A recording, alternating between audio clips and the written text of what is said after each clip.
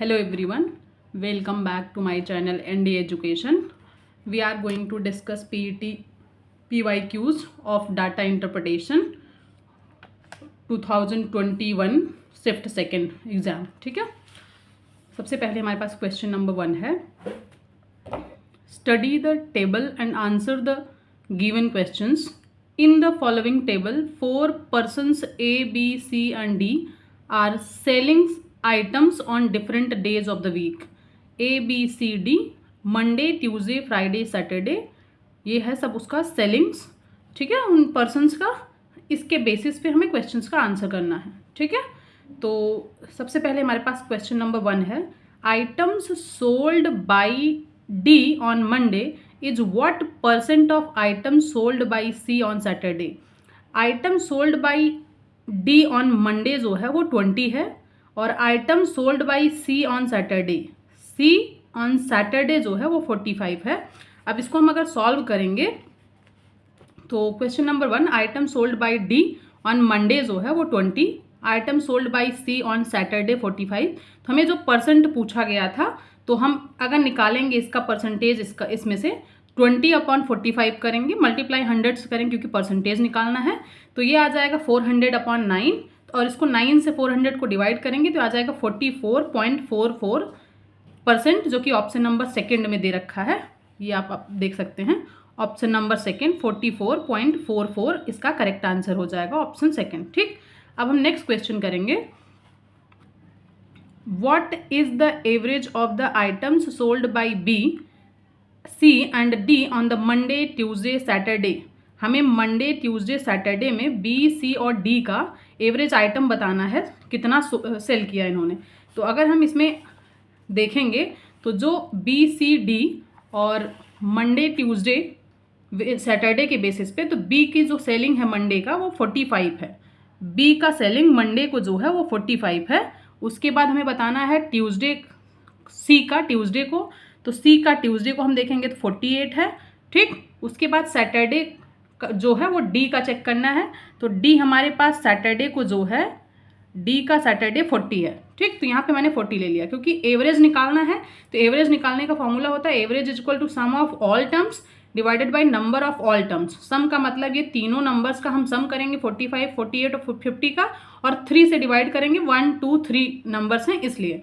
तो हम सबका सम करेंगे जब, तो हमारे पास जो है वो सम होने के बाद 133 आएगा और 133 को हम 3 से डिवाइड करेंगे तो ये डिवाइड होके आएगा 44.33, जो कि ऑप्शन नंबर 4 में दे रखा है.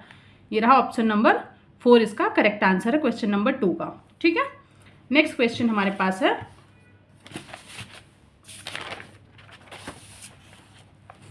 Question number 3, percent increase for selling of item be compared with the selling of item D in all 4 days. हमें कंपेरिजन बताना है कितना परसेंट इंक्रीज हुआ है बी के सेलिंग में अगर हम वही सेम आइटम डी के सेलिंग से कंपेयर करें और ऑल 4 डेज मंडे, ट्यूसडे और फ्राइडे, सैटरडे, जितने दिन का हमारे पास दिया गया है. तो अगर इसको हम क्वेश्चन जैसा कह रहा है उसी के बेसिस पे चेक करेंगे तो हमारे पास जो डाटा गिवन है वो एज इट इज़ हम पहले लिख लेते हैं ताकि हमारे पास मिस्टेक कुछ हमसे ना हो. ठीक है, तो ये हमारे पास क्वेश्चन सॉल्व है ऑलरेडी ताकि ज़्यादा टाइम ना लगे. तो बी का जो मंडे, ट्यूसडे, फ्राइडे, सैटरडे का सेलिंग है वो 45, 50, 28 और 40 है. ठीक है, बी का सेलिंग प्राइस ये देखो, सेलिंग सारी 40, 35, 25, 30. ठीक, बी का. ठीक, अलग अलग डेज का बी. ठीक, उसके बाद हमारे पास मंडे, ट्यूसडे, फ्राइडे का डी का हमें निकालना है. तो ये डी का दिया है 20, 26, 40.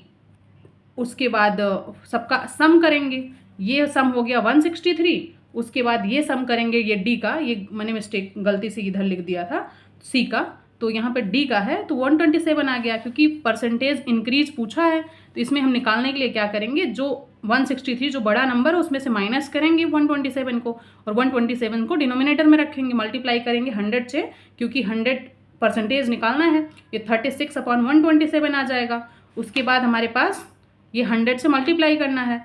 अगर हम इसको डिवाइड कर देंगे 127 से एज इट इज़ 3600 को, तो ये आ जाएगा 28.3 जो कि ऑप्शन नंबर 1 में गिवन है। ठीक है, 28.3 जो कि ऑप्शन नंबर 1 में गिवन है, तो ऑप्शन इसका ये सही हो जाएगा। ठीक है, नेक्स्ट क्वेश्चन करेंगे अब हम क्वेश्चन नंबर 4। तो हमारे पास ये है, what is the difference between the average of items selling on the Monday to average item selling on the Friday. Monday से फ्राइडे में हमें एवरेज बताना है, तो हम ये क्वेश्चन जैसे बोला है वैसे ही एज इट इज सॉल्व करेंगे। तो मंडे का हम सारा एवरेज निकालें अगर, तो मंडे का एवरेज 40, 45, 25 और 20 सबका सम करेंगे और डिवाइड 4 से कर देंगे क्योंकि 1, 2, 3, 4 है। उसी तरीके से हमारे पास और किस चीज़ का पूछा है, मंडे के साथ फ्राइडे का पूछा है क्वेश्चन में, तो हम फ्राइडे का भी सेम नंबर्स ऐड करेंगे और ऐड करके 4 से डिवाइड कर देंगे। तो ये हमारे पास क्वेश्चन हो गया, सबका सम किया मैंने तो 130 आ गया। 130 से 4 से डिवाइड करेंगे तो आ जाएगा 32.5। ठीक है, उसके बाद फ्राइडे का ऐड करेंगे तो आ जाएगा 109 और 109 को 4 से डिवाइड करेंगे तो आ जाएगा 127.25। क्योंकि हमसे डिफरेंस पूछा है तो हम डिफरेंस निकालेंगे। 32.5 था तो यहाँ 0 एक्स्ट्रा लगा ले, 0 लगाने से कोई फ़र्क तो पड़ेगा नहीं। पॉइंट के बाद डिजिट के बाद जो 0 होते हैं उसको वैसे भी निगलेक्ट कर देते हैं, तो ये माइनस करेंगे तो आ जाएगा 52.5। तो ये मंडे का नंबर एवरेज था और ये फ्राइडे का था। उसके बाद हमारे पास जो डिफरेंस आएगा, क्योंकि क्वेश्चन में डिफरेंस ही पूछा था यहाँ पे और डिफरेंस पूछा है, तो ये आंसर आ जाएगा 5.25। ठीक, ऑप्शन नंबर 2 इसका करेक्ट आंसर है। ठीक, नेक्स्ट क्वेश्चन करेंगे क्वेश्चन नंबर 5। यहाँ पे क्वेश्चन नंबर 5 दिया हुआ है, What was the ratio of items sold by A on the Tuesday and items sold by C on Saturday? A का ट्यूसडे देखना है और C का सैटरडे का देखना है, उसके बाद हमें रेशियो दोनों का बता देना, एज सिंपल एज दैट, इससे ज़्यादा कुछ नहीं करना। ठीक है, तो हमारे पास A की जो सेलिंग है ट्यूसडे के दिन वो 35 है और C की जो सेलिंग है सैटरडे की वो 45 है, तो 35/45 कर देंगे तो रेशियो आ जाएगा। ये हम 5 से कट कर दे रहे हैं, तो 5 7 जा और 5 9 जा। ठीक है, तो ये आ गया 7/9 जो कि ऑप्शन नंबर C में दे रखा है, मतलब थर्ड में। ठीक, ये ऑप्शन इसका करेक्ट आंसर हो जाएगा। ठीक, उसके बाद हमारे पास नेक्स्ट क्वेश्चन है, क्वेश्चन जो कि 6 से स्टार्ट हो रहा है। Study the table and answer the given questions.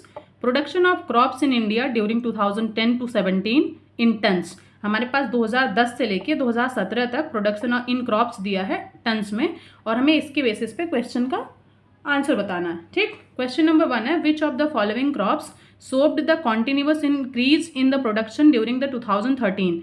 अगर हम 2013 में देखें 13-14 का, तो हमें ये बताना है कि जो 4 क्रॉप्स यहाँ पे दिए गए हैं, बाजरा, पल्सेस, बर्ली और मेज, तो हमें ये बताना है कि कौन सा क्रॉप है जो कॉन्टिन्यूअस इंक्रीज दिखा रहा है। ठीक है, 2013 से लेके 17 तक, 13 से लेके हमें 17 तक पूरा देखना है। तो यहाँ बाजरा में अगर हम देखें तो ये 13 में जो है वो 1110 है, उसके बाद ये 1160, तो मतलब बाजरा ही सबसे पहले ही आंसर में ऑलरेडी मिल गया क्योंकि बाजरा ए ऑप्शन था। और बाजरा में आप लोग देखिए 2013 से 1110, 1160, 1550, 1450, 1460, तो ये कॉन्टिन्यूअस इंक्रीज दिखा रहा है 2013 से लेके 2016 तक। ठीक, तो 17 तक, तो इसका आंसर जो है करेक्ट हो जाएगा बाजरा। ठीक है, वैसे मैंने लिख लिया था यहाँ पे सारा समझाने के लिए, तो ऑप्शन क्लियर हो गया, ऑप्शन नंबर 1 इसका करेक्ट आंसर है। नेक्स्ट क्वेश्चन करेंगे हम, what is the average yield of 2010 से 11 तक और 16 से 17 तक। एवरेज यील्ड बताना है पोटैटो का। हमें पोटैटोज का 2000 क्या दिया हुआ है 16-17, 2016-17 का देखें तो 445 दिया है, और 2010 और 11 का पूछा है 2010 दिया है, सॉरी 210 दिया है। तो यहाँ पे एवरेज यील्ड बताना है हमको कितना होगा, तो एवरेज हम इसका निकाल लेंगे। ठीक है, तो पोटैटोज का 2010 का 11 से 2016 तक हम सारा निकालेंगे अगर, तो ये हो जाएगा 210, 20, जो नंबर सारे ऑलरेडी गिवन है हमारे पास, ये सबका हम सम करेंगे क्योंकि टोटल 7 नंबर्स हैं, 1 2 3 4 5 6 7, तो हम 7 से डिवाइड करेंगे तो ये आ रहा है 57 डिवाइडेड बाई 7। इसको हम 7 से एज इट इज़ डिवाइड करेंगे तो ये आएगा 293 पॉइंट।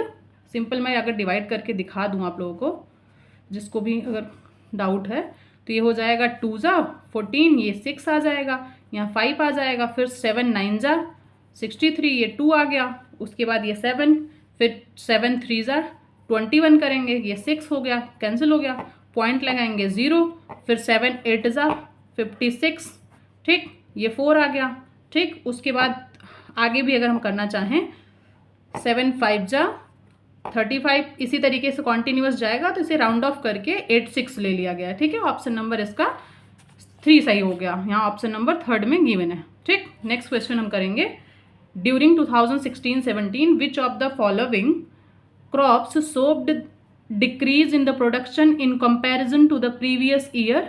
हमें ये बताना है कि प्रीवियस ईयर के कंपैरिजन में कौन सा क्रॉप जो है वो उसके प्रोडक्शन में डिक्रीमेंट हुआ है, डिक्रीज हुआ है, ठीक है। तो हमारे पास जो भी क्वेश्चंस दिया गया है, पोटैटो दिया है, जो 4 ऑप्शंस दिए गए हैं वही उसी की बेसिस पर हम सॉल्व करेंगे, सब कुछ नहीं लिखेंगे।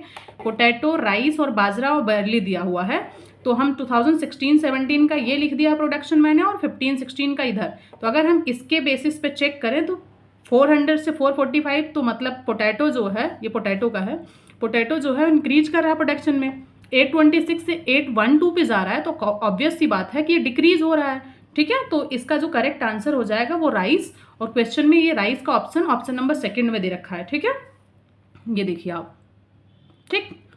नेक्स्ट क्वेश्चन करेंगे अब हम,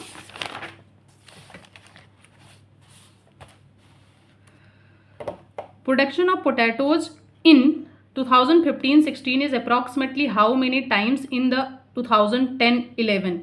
अगर हम इसका प्रोडक्शन पूछा जा रहा है कि 2010 और 11 में पोटैटो, यहाँ से हम पोटैटो का देखें 2010 और 11 में ये 210 है, ठीक है। उसके बाद यहाँ पे 15-16 में, 15 और 16 में ये 400 है, तो हमें बताना है जो ये 15-16 है ये कितने टाइम्स है 2010-11 के पोटैटो के प्रोडक्शन के। तो अगर हम इसको सिंपली x मान लें कि x टाइम्स है, एक सेकेंड,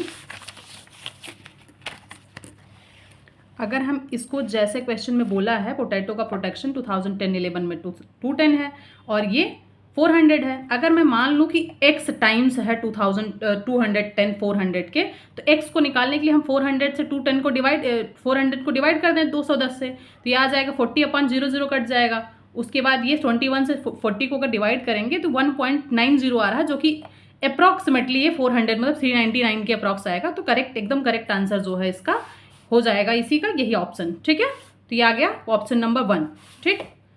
तो ऑप्शन नंबर इसका 1 करेक्ट है, ठीक। उसके बाद हमारे पास क्वेश्चन नेक्स्ट है, wheat production started showing a slump during the, slump का मतलब होता है डिक्रीज किस ईयर में सबसे ज़्यादा हुआ है, ठीक है। तो इसको हम अगर सॉल्व करें तो व्हीट का प्रोडक्शन ये मैंने लिखा है 2011 से लेके 2017 तक। तो अगर इसको मैं नोटिस करूँ यहाँ से 6121 से मतलब 2010 से, तो यहाँ पे भी इंक्रीज हुआ है, फिर इसके बाद ये भी इंक्रीज हुआ है, फिर यहाँ तक भी इंक्रीज हुआ है, यहाँ पे 56 के बाद से यहाँ डिक्रीमेंट हुआ है, ठीक है। तो हमें ये देखना है कि इसके बाद डिक्रीज हुआ है, तो ये 2013 और 14 इसका करेक्ट आंसर हो जाएगा, और 13 और 14 जो है वो ऑप्शन नंबर 4 में दे रखा है, तो ये करेक्ट आंसर हो गया, ठीक है। अभी तक मैंने 2021 शिफ्ट सेकेंड का टोटल 10 डाटा इंटरप्रिटेशन के क्वेश्चन सॉल्व किया मैंने 1 से 5 से और 6 से 10 तक। अभी 10 और क्वेश्चंस हैं आगे, यहाँ से स्टार्ट हो रहा है 91 से लेके, ठीक है, 100 तक। तो ये मैं नेक्स्ट वीडियो में, कमिंग वीडियो में डिस्कस करूँगी। मिलते हैं अगले वीडियो में। Thank you so much.